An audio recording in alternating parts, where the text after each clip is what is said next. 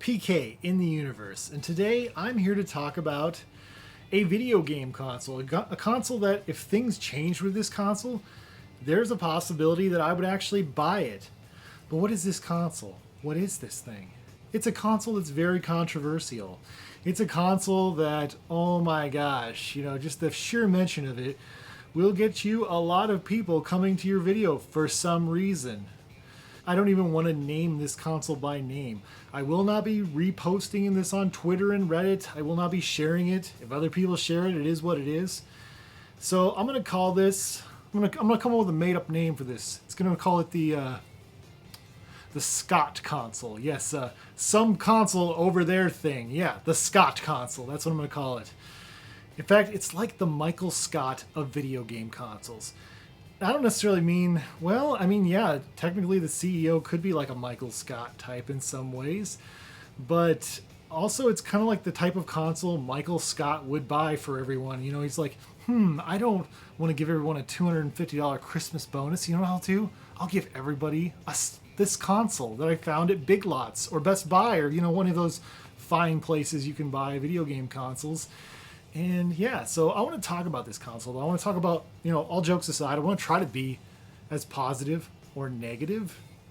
But negative in the doctor world is a positive thing. And of course, in the world of Michael Scott, I think that's how it works. But anyways, I'm going to try to be as, positive in some ways because there are positive things to say about the Scott console, honestly. I want to go over what are the two things the Scott console would need for me to do to buy it.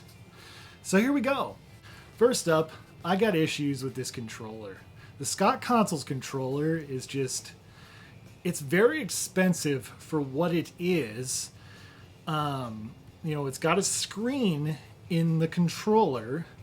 People have called it the second coming of the Wii, which is weird because I thought the Wii U was the second Wii, and that had a controller with a screen, and we all know how that worked out. Of course, this controller is nowhere near as expensive as a Wii U gamepad, but it's a controller with a screen. And it uses technology that literally nobody has used in 30 some years. Nobody's ever said, hey, we need to bring this specific kind of controller with this kind of use of moving ever. Okay, with a disc pad. Nobody's used that for a reason because the D-pad was superior, so every other console did that from then on, and they never went back to that. There's a reason why, is because it wasn't a great way of using it. It wasn't a great way of using a controller. And some people like to make the argument, well, your cell phone works well as a controller. It can work as a controller on this. But here's the thing. The Nintendo Switch, there's a way you can actually turn your Android phone into a controller, into a left Joy-Con, right Joy-Con, or a Pro controller. Now, it technically works with a specific kind of Android phone, because if you have like a cheap $60 phone from Walmart, like a track phone or something, smartphone, that's not going to work. Okay, but if you have at least a reasonably, recent Android phone, yeah, it's probably going to work. I mean, made in the last 5 years that's decent, sure, that'll work.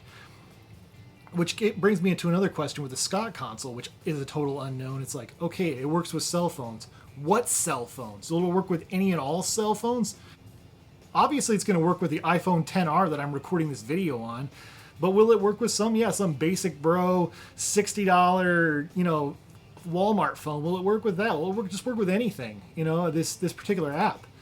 I've never heard anything about the testing or what kind of phones it's been tested on, because there's a lot of people, especially some of the older boomer folks, who have some real janky old phones that are cell phones, that are smartphones that they got cheap for it was either a Walmart special or a pawn shop find or something. You can I used to be able to get like iPhone 4s like really cheap at pawn shops, because I remember my iPhone 4 broke and I kept buying one at the pawn shop because it was cheaper than going to buy and a lot of course a lot of these phones, it's like you accrue some kind of cost if you do a contract or something like that, so it's a lot more expensive than buying another Scott controller. So wouldn't you just be better off to buy a Scott controller? The other thing too that kind of bugs me about that, is A lot of people have been saying this Scott controller is just so revolutionary. It's a marvel. It's something that nobody's ever seen before. It's nothing that's ever really been out. So you'd let your friend just use their cell phone instead of this really amazing controller? That's like giving somebody a SuperPad 64. You remember the old generic N64 controllers? That's like doing that. It's like giving your friend a crappy controller. So why would you want to miss out on the experience if this is such an amazing controller, this Scott controller? Let's just say a cell phone, any cell phone is just as good as the Scott controller. If that's really the case, if that's really true, why wouldn't you just make a basic bro version of it, that's more affordable? Like, have call it the Scott Bro edition, for the real basic bros out there who just want a cheap way of playing the Scott games, that are on the Scott system. One that doesn't, maybe only has one Scott controller or none. Like, I grew up, of course, in the 90s. I was born in the 80s, raised in the 90s. My first video game console was an NES, and it had 2 controllers. But my second console was a Super NES, and I bought it with my own money. It was the first time I ever bought a video game console with my own money. And I bought it, and it had the console, of course, and all the hookups, but it only had one controller, and I got it for $99. $99! Man, you can't even get the box for that much money anymore. It's like even more expensive than that now. It's crazy. And I'm really nostalgic for that. So I'm like, why wouldn't you have just a basic set, if the cell phone is simply just as good? And that actually brings me to another point. Yeah, the price of this thing would have to go down significantly lower because it's $250. $250 for a video game console it's not one of the big 3. It's a console with zero recognition. Zero recognition. Okay, like, nobody remembers the Scott brand, even though it's been around. It hasn't been around in 30 years. People act like it'd be a big deal if Sega came back, and making consoles, but it's just never going to happen. I mean, I can see them making a micro console, but look what they did with their mini consoles, and they sold decent, but they still never even did that great. They'd have to have exclusives. Everything comes back to games. Doesn't matter. And something also, I got to say something about the controller. One more thing. I go backtrack a little bit. There's people who love to talk about lag. It's all about the lag. The lag's the problem. They see like a million videos. And there's a number of things that can cause lag. It could be the TV. It could be the console itself. It could be the controller. Whether there is lag or not, who the heck cares, honestly? If casuals or non-gamers are the market, most of them guys don't even know what lag is or would care, honestly. And that just, I think that's dumb. I still think the lag whole argument is dumb because at the end of the day, it's all about games. And I'm going to add a positive thing that the Scott system has going for it. It's got reimagined games, reimagined retro. Guess what? I think that's the best thing it has going for it. Reimagined retro. Well, not the Rick the Fox game. That looks like trash, honestly. And the game was mediocre as it is. It was really easy, too. I mean, it's about as easy as a Sonic the Hedgehog game. It's not insanely hard by any stature of the imagination. And which is weird because I think they want to make it easier or something. Yeah, why would you want to make Rick the Fox an easier game than it already was? But whatever. I mean, some people don't like challenges and like their hands held and low participation trophies, whatever. You do you live your best life, right? But anyways, yeah, so the Scott controller, the lag thing doesn't matter to me. It's stupid. But the reimagined retro games makes a lot of sense, honestly. I think there are people who do long for those games from yesteryear, like a Moon Patrol. Or why the heck is Frogbog not a launch game on the Scott console? I think is so stupid, honestly. That's the dumbest thing ever. That's like one of the best games on that system, honestly. And it was on the Atari 2600, which I'd argue is the better version of the game. Okay, in fact, there's even a cheap, crappy version of Frogbog actually on the Nintendo Switch. It's called like a Frog game or something. I don't remember. I got it for like 99 cents. That game's trash. Don't buy that version, okay? I know it's kind of like Frogbog, but it is not. It's trash, okay? I hope that the Scott system actually comes out with a good version of Frogbog. This console has so much potential, and if it gets delayed again, if I don't know if it's going to get delayed again at the time of this recording. Will it get delayed? I think there's a good possibility that it'll get what you call a soft launch, where there'll be like 5,200, the backers, or 7,800. How much is it? I don't remember. Whatever. How many of those backers there were that, back the Founders Edition. I think they'll get their version of it, but then, the rest will be like, it'll come later. Maybe it'll get pushed back to April, whatever. I actually wish that the CEO would just stop announcing a new date, stop delaying it. Just be like, hey, listen, this console's going to come out when it's going to come out. We can't give any more information, and when we have more information, we will. I think that's what the CEO should do, because you know what? That's the mistake I see the Scott console making a lot is like a lot of the situations are really similar and very reminiscent of the Atari VCS. The Atari VCS people were not doing things right. So what did they do eventually? They just went completely silent. And it's okay for a company to go completely silent and just put their heads down and work and not worry, and just be like, oh, it's coming out. Like, I think the Atari VCS is supposed to come out this month now, finally, I guess. They already did the soft launch where they got the backers their systems. But yeah, I think that would be in the best interest. Yeah, is just to put your heads down and be quiet about it, not say anything. That's a lot better than keep showing little things and coming up with new ideas and, creating, crazy answers. Don't BS this thing. Just let it be. Just let it breathe. Let people forget about it for a while. And then when you release it back, all of a sudden it becomes a huge success. That's how a lot of things happen. That's one of the biggest problems I think with movies nowadays is, there used to be a huge gap between movies, and you'd forget about the sequel that was coming out, and then it finally came out, and you're like, oh my gosh, it's here! And then you're all excited and hyped up about it. But if you keep talking and talking about it, it'll never live up to the hype. That's just how it goes. And I think that's what the Scott console is doing, honestly. It's like there just can't be any air in between what's happening, and I don't know. It's a thing, and it exists, but I think there are reasons one could potentially want to buy it, but I think there's certain things that need to happen. And if those things don't happen, it's going to have a hard time. And again, price point is important. People say you can't compare it to the Nintendo Switch, but they're in the same price point. And the Switch is for everybody, not just some people, not just a specific group of people. Honestly, if you're going to target any specific group of people, I don't think you should target families, honestly. I think you should target the people who are actually interested in it, which is the hardcore retro gamers. That's who you need to go after. You need to go after these boomers and Gen Xers and geriatric millennials who are just all hard up on the Scott system. They remember that Scott system back in the day, playing Frog Bog and Astro Blast. They remember that, or maybe they had an older brother who had it or something. They have maybe a little experience playing the game with their father, games with their father like that. And they want to relive that nostalgia and crap. Or maybe they just want something for their collection. Who knows? There's a lot of reasons. But yeah, I think the hardcore retro gamers are the real target of the Scott console. That's just who they are.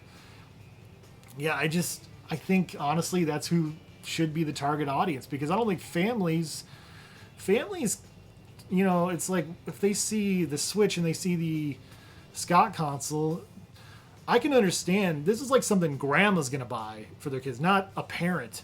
Okay, parents are very educated. They have the internet at their disposal and they can see everything. They can see the reviews on things.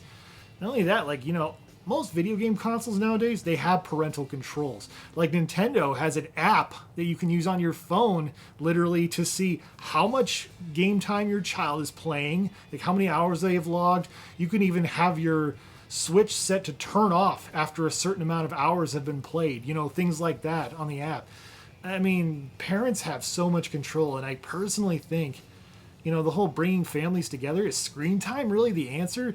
We live in this day and age. I actually personally think kids should have some level of screen time. And I'm not one of those kind of parents who's just no screen time for your kid at all, because otherwise your kid's gonna get behind all the other kids who had screen time. So that's a danger. But I think if you're spending family time together, don't we have enough screens? I mean, to an extent. I mean, kids have been doing Zoom school all year. Do we need more screens? Is that really the answer? I mean, I don't know. Maybe on a rainy day or something, I guess. But I don't know. here's the thing. At the end of the day, I truly believe if during 2020, during a pandemic, if you didn't find time to play games with your kids, you're not going to find it just because you got a brand new console. It might be exciting for a bit. And I think, and I understand, the target of the casual gamers, or really non-gamers who are being targeted here. Because casual gamers, they're all about the cell phone. They're all about the single experience. Those cell phones could be played in a non-single experience. Think about something like the Air console, where you just need one person who's got Air console, and anybody and everybody with a phone can play these games. And Air console's like $24 a year or $2 a month or whatever. I mean, if you really wanted to play games with your cell phone that badly, but I don't really like to play games with my cell phone. You know what? Because you can only play for so long, because touching a screen is just cumbersome and annoying. But after a while, you just lose interest. But that's the thing about the Wii. Let's talk about the Wii. The Wii oftentimes is looked at as, it was a console for families, but really it was a console for everybody. Because yes, something like Wii Sports was packed in. It was packed in with literally 40% of all the systems had Wii Sports. And let's guess what the other games had. Mario Kart 8. Like, Mario Kart 8 sold like 37 million units or something like that. And there were some, standalone Wiis and stuff like that, but a lot of them had Mario Kart, which is why Mario Kart... Did I say Mario Kart 8? I meant Mario Kart Wii, of course. Mario Kart Wii, up until Mario Kart 8, was the best-selling Mario Kart game of all time, because it was packed in with the console, and people loved Mario Kart. And Mario Kart, it's a family game, I guess, but it's also kind of difficult and challenging, really. But, that's the thing about what I really love about the Wii, though, is you weren't just ruled by that remote control, which actually looked like a remote control that everybody and anyone in the world has ever used, or in the nunchuck, but you also had a classic controller, a pro controller. Why in the world does the Scott console not have a pro controller or classic controller that you could use with some of these games like Rick the Fox? Why not? What would it hurt? I have tons of USB controllers. That's what I like about the Evercade, is like, I wish Evercade would make a console that had no controllers and just let me use my own controllers I already have. I have a ton of USB controllers, PS3 and PS4 controllers. Why not just give me the option to use those? I don't need more controllers. I got plenty of controllers. So yeah, I don't know why the Scott console doesn't have a pro controller option. I think that's silly, honestly. Yeah, the Wii is the console for everybody. And I'll say this is a bold statement, but I'll say it. If the Wii came out in 2021, it would be a colossal failure, because people have moved on from that kind of gaming. They've moved, you can hook up an Xbox controller to an iPad now. Technology has changed since then. We're not in 2006 anymore. It's just reality. It's a reality a lot of people just can't accept. So, anyways, I can't think of more else to do for a rant on the Scott console. I think the Scott console has potential. In fact, it's so strange to me because, yeah, again, I think the hardcore retro gamer is the true audience for this, because they're the ones talking about it. The families aren't talking about. We're these big family influencers I keep hearing about. They're going to come out. You don't hear anything about them. And those games, those reimagined games have a lot of potential. It's a shame they're not on some compilation. The Activision anthology is a great compilation. And here's the other thing, too. Companies like Nintendo, Sony, Microsoft, you know what they all started out doing before they made a console? They made games first. They made game collections, or they made arcades, or specific types of PC games with Xbox. And Sony made games too. They all made games before they decided, hey, let's make a console. It's putting the cart before the horse. That's what it really is. It's like the Scott brand has just not had much influence in a very long time. And yeah, they've had their little compilations of their classic games, but they've never had. It's like they haven't really been relevant in a very long time, and they need to build up relevancy through games. Some original IPs would really go a long way. Like, hey, why don't you just create some really original IPs and release them under this brand, and then come up with a new console and release the sequel on that brand, so people will have to buy the console. And if they fall in love with the character, it's more than likely to happen. But that's just my thoughts anyways. What are your thoughts? Do you think the Scott console has a chance? Comment below. I'll respond to you with a Michael Scott catchphrase. Thank you so much for watching, and stay awesome in this universe. Thanks. Bye.